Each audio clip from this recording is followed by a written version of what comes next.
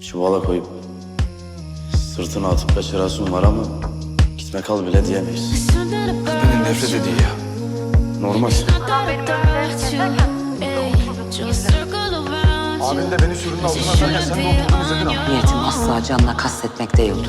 Biz senin oğlunu sürüye atarken baya canına kastetmiştik. Özür falan da değil. Sayenizde ne adam var ne babam ne üzüleceğim. Düşmanız biz. Bu nasıl gelmek? Geldin. Böyle gelinmeyin. Seninle evlenmem. Fadime Koçarı. Çok büyük konuşuyorsun Fırtına çok.